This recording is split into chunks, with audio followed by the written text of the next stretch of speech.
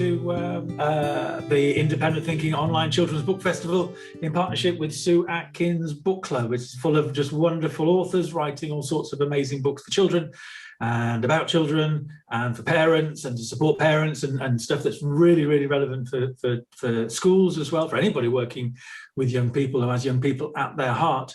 And it's about books, and it's about creativity, and it's about wonder and fantasy, so many of these books, and but all with a message, all with something else going on underneath. So they're great books with great stories, but there are ways of making the world better as we read, and this is a good example of that. The Secret of the Golden Cauldron by Jayne Avery, and I've just finished reading this, and I was hanging on. It was like a cliffhanger. I was hanging on right to the end to see what would happen.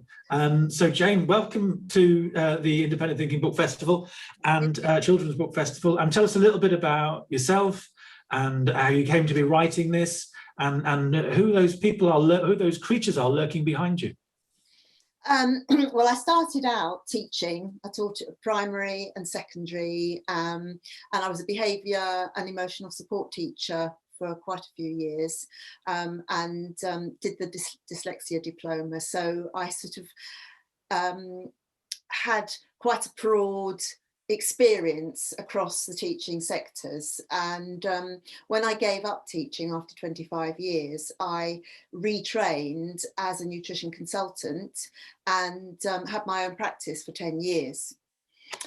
While I was teaching, especially when I was dealing with the children with behavioural and emotional difficulties, I became very interested in how food and diet affects their behaviour. And I had a lot to do with the hyperactive children support group, who do an awful lot of work in that area. Then when I retrained, I sort of became back into their sphere. And I was working with somebody on a project to get nutrition taught in schools. So it was called the Food for the Future project. And we were working, I was going to go into school and start talking to the children in assembly about a little boy who didn't eat properly. And then, like Topsy, it grew. And instead of it just being a little story in assembly, it became a whole book. Wow. So, go on. No, go on. Yeah. So I mean, I'm interested to the link between, and for some maybe the leap between behaviour and nutrition. I mean, we touched on, I think Louise yesterday was speaking about her book, how food shapes our children, how food shapes your children, and this idea of sort of formative nutrition. And I think maybe a lot of people didn't, when they look at behaviour, they tend to look at what the child is doing and maybe even look at issues around unmet needs and maybe trauma and communicating something. But the link between behaviour and nutrition isn't, for many people, I don't think is an obvious one. How did you first think about that or spot that or focus on that? I think the most obvious one is a lot of children drink a lot of fizzy drinks, have a lot of sweet things and a lot of things with additives in. Now, when I first started doing all this and having the interest in it, numbers were just coming in. So it's a couple of decades ago now. And people just poo-pooed the fact that additives and colourings could actually affect behaviour. But they do. So that was part of what I was looking into. But there are also other aspects of nutrition, like a lot of the children that I supported that had behavioural problems, and that ranged from having aggression right the way to being school refusers, had something called pyroluria, which I won't go into, but it's you do a urine sample and they're actually low in vitamin B6 and zinc. Oh, wow. Okay. So, not just what you eat, and obviously having a good diet is good for you, and you're going to be able to concentrate better if you eat a more vitamin and wholesome diet. and if your bowels are working properly, you know, you're going to feel better and you're going to concentrate. And the idea of hydration, I mean, the thought of having, when I was teaching primary, nobody would have dreamt of allowing children, cheers, to have water in the classroom. Yeah. And things have come on a long way. Yeah. In primary, I mean, I don't say in primary schools, I mean, I've been going into primary schools for nearly 30 years. And yes, I was aware, I was during that period where suddenly, one minute they weren't drinking, next minute it was they were drinking water. And there was lots of spurious reasons as to plumping up their brains and everything. And if children don't drink water, they spontaneously combust in the middle of literacy. Nobody sort of really knew. But the link then with hydration and just being healthy is clear, and I see that in primary schools. In secondary schools, I still don't see very often the children sitting there with it, unless it's hot, maybe. Yes. Having access to the water in that way, and it's such a simple one, isn't it? The water. It is, yes. And then the 5 a day was coming in when I first started thinking about the book. So with the 5 a day, really was how the book started, about talking about how fruit and vegetables get their colours. You see, the problem is so many people, adults as well as children, they know vaguely that they need to eat healthily, but they don't really understand why and what the benefits are. And so I've always believed education should be fun. And so I wanted to write a story that had all the facts intertwined, but also the way I liked teaching was to actually discuss things with the children. So each chapter in my book has got its own theme that you could actually stop and talk about. And on my website, I've got extra resources to help people discuss it more, and background information about the bully and about the background information about TG, so that people can actually have a proper discussion with the children. Yeah, I want to come to the book because it took me by surprise. It wasn't what I was expecting. We'll come to that. You mentioned zinc earlier, and in another interview we did yesterday on another sort of nutritional based one around fussy eating. Help my toddler. Yes, yeah, that one, picky eating and thing, and zinc cropped up in there, and in Louise's book as well. And this, if you're not eating the right sorts of things, you're not getting enough zinc. What is the implication? And I know there's an issue with pregnant women and zinc, and they talk about putting zinc into bread and cereals and things. What is the implication for, where'd you get zinc from? I'm thinking bananas. And what are the implications for a child who is maybe deficient in zinc? How does that show itself? Well, I mean, the thing is with zinc deficiency, you probably, you can't see it on me because I haven't got them anyway, but a lot of, when they say it's calcium deficiency, when you've got the little white spots, well, it's actually zinc deficiency. Wow, okay, right. And a lot of children, you see that because they're not sort of eating enough the fruit and vegetables and meats and having a proper balanced diet. They'll get it from nuts and this sort of thing. Yeah. And some children can't eat nuts. But they need to, the whole idea, I think you probably saw in my book, balance and variety. Yeah. Yes, that's one of the mantras. Yes. So one of the first things, so for instance, those children with pyroluria have got a specific problem. They have a problem where when they get anxious, the zinc and the pyrolytes, or whatever you want to call them, get the zinc and B6 and flush it out of the body. Right. And the zinc and B6 are used for your immune system and also for your general sort of, not anxiety, I can't think of the word, but to keep you sort of happy and on an even keel. Yeah, okay. And so they become more anxious if this is all being flushed out. Okay, so zinc and B12 help keep a sort of balance and the well-being. Yes. Say again? Yeah. B6, yeah. B6, yeah, okay. And then when we lose that causes, that imbalance causes the things that can lead to anxiety. And then they feel bad, and then they lose their tempers, or they become very anxious. Yeah. In fact, what I found, I sort of did my own little study, what I found was the children that came out with the highest level of the pyrules, or sorry, I can't pronounce it properly now. That's okay. they were the children that were actually more likely to be the school refusers, or the more timid ones, the ones that sat with us up in the Senko's room at lunchtime. Wow. So it was, and I also became more interested because I discovered that one of my children had pyroluria. Wow. And you know, got her on the big zinc and B6. She didn't really show that much, but she was always anxious, didn't like change and all that sort of thing.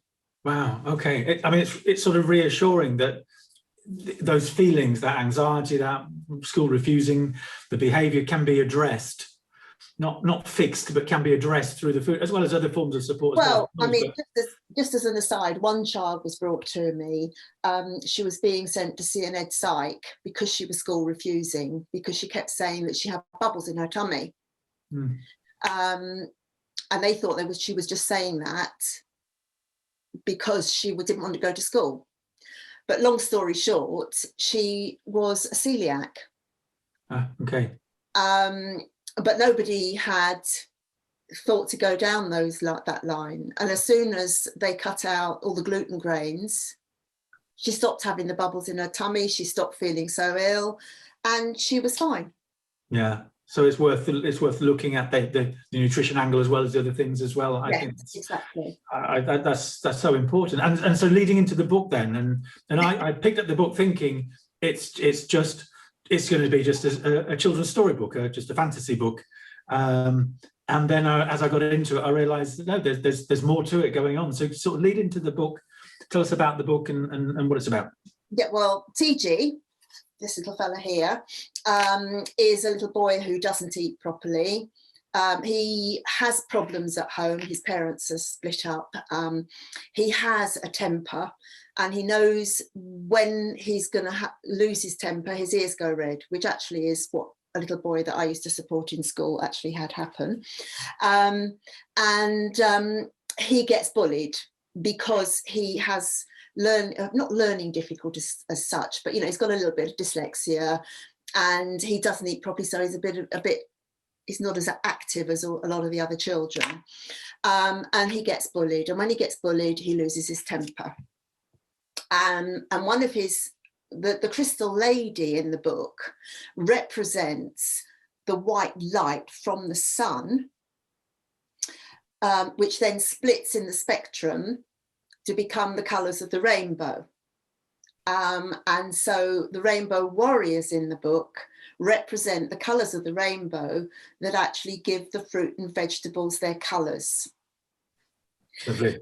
And each of the colours of the fruit and veg give you different properties. Yeah. So, you know, you've heard of keratin in a carrot is orange, and that helps with your eyesight. And, you know, the chemicals within that do help with the retina. So because TG is such a typical example of a boy who is affected by not eating very well, he is chosen by Granny Genome, who represents the human genome, to go on a mission over the rainbow and discover the secret of the golden cauldron. And so he goes over the rainbow with Granny Genome, finds the golden cauldron, which he thinks is going to be full of gold, and finds it full of fruit and veg. Yep. So he then gives it a good old kick, so it goes spinning around, and out come the rainbow warriors, who then take him on his mission. And he's to save the crystal lady. And he's given a card with a picture of her. And if it starts to fade, he knows he's made the wrong choice or a silly choice. And if it starts to come back, then he knows he's doing okay on his mission. Mm-hmm. And he meets various people along the way that are going to try and persuade him to do things that he knows he shouldn't really do. It's about making good choices. The mission is about making good choices with regard to eating. Yes, making good choices, building self-esteem, standing up for yourself. So, for instance, that's Candy Floss. She tries to get him to eat lots of sweets, and he learns his lesson there because he does eat too many and he makes himself very sick. But the story there is he says, right, I'll never have another sweet. Well, no, that's not, of course you can have sweets, you've just got to be sensible about it. And in the chapter on sugar, which is the Candy Floss chapter, she's got false teeth and she's got diabetes. Yes. So there's a way of the teacher can stop and talk about what diabetes is, why it occurs, and there's things on the website to help them with that. Because it's quite graphic as well. It's like when he's sick and there's a frog's leg comes up as well.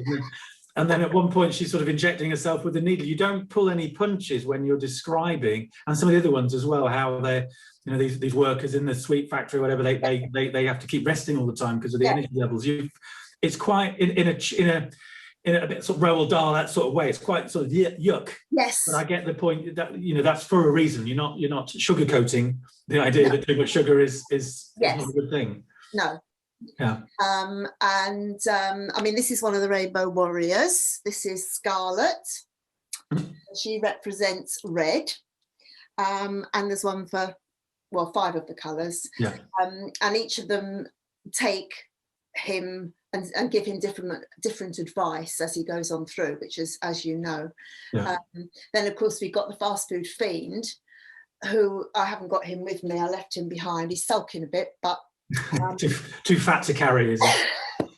No, he's been on a bit of a diet because he's the fast fruit fiend now. Oh, he's okay. He's moved on, hasn't he? I forgot that. Moved on, and he's very much in favour of fruit now. So he's doing much better than he was. But the idea about this corporate bullying, because you don't just get bullying in school, you get the idea of people being really nice to you because they want you to do something that you know is not really good for you. And the whole idea is each of these people, at first they're really nice, and then when TG starts to say, no, but I don't want to do that, they get quite nasty with him.